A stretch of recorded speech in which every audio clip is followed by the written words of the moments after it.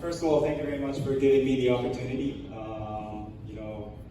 We have Dr. Kurihara from the same company, which actually has 60 years of experience. I only have 14. I hope that I can say something of benefit so that we can take some of the items back home for further consideration to improve the plant. We are a membrane manufacturer, and we started our R&D back not right after, like 7 years gap actually. You saw the opening movie this morning where John F. Kennedy made a speech back in 1961. We started our R&D activities for the RO in 1968. So it's been 55 years since we actually initiated the R&D activity. After that, followed by 20 years of pure R&D, period, without generating a single revenue, not even a single penny. And until we commercialized the product in 1990. And I'm actually doing the sales and marketing direct position in a very, let's say, lucky age of era in Toray.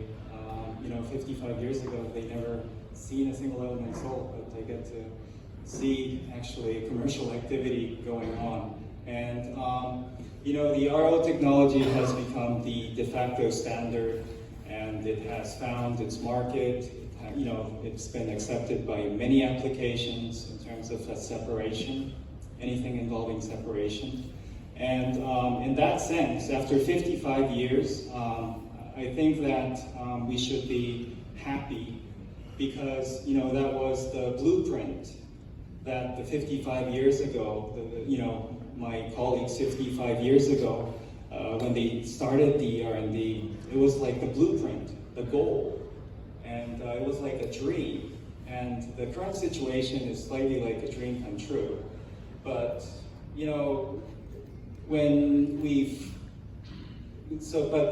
we can't really be satisfied with what we have accomplished so far because, we're facing these, the climate change issues. And in the country of Spain, if you go to you see what's happening in the southern area in Murcia, a decade-long drought. It's responsible of 20 or 30% of the vegetable demand of the whole Europe area, and they're facing a very serious situation. And these types of incidents, effects, it really occurs in one shape or another. So, we should be happy, okay, 55 years of R&D, we're actually commercializing the product and the technology is being accepted. But I don't think that we should stop there. As a membrane supplier, I would like to, share the 5 activities that we would be taking. One is the further development of better performing membranes in terms of durability, both chemical and physical, lower energy consumption models, membranes with anti-fouling properties, etc. And the second, we would be enlarging the production facility, the global production capacity in areas which is needed, so that we do not face the membrane drought situation which was predicted by the WDR. We want to deliver the membranes where it's needed. The third is that we would further enhance the technical service capability that the membrane users can use the membranes at ease, and whenever they have an issue, there would be one of our guys to troubleshoot. The fourth item, we would be further distributing our anti-scaling products with special biofouling properties, anti-oxidative properties. And the fifth item is what I want to emphasize today, is the MBFR technology, which is a new indicator to measure the biofouling potential of the RO water inlet.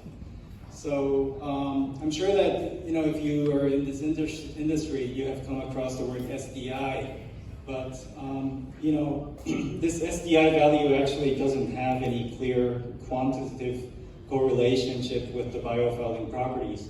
I'm sure that if you have done some troubleshooting in your plant, with the objective of preventing biofouling, and you measure the SDI and you measure the SDI and you think the results are good, it doesn't necessarily turn out the way it is. And so I believe that everybody in the room agrees that SDI is not a reliable tool to measure the biofouling potential of the water.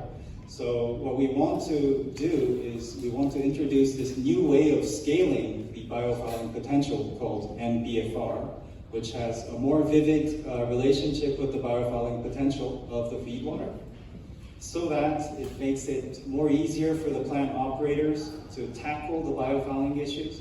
And with this new measurement tool, if all of the desalination plants, regardless of the supplier, it doesn't have to be Toray, it could be anybody else, could decrease the delta P by 1 bar in average, it would, the impact on the decarbonization would be really substantial.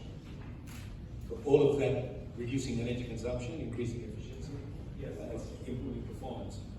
Fantastic. So Oscar, running a huge fleet of desal plants, you're stuck with them. What are you going to do?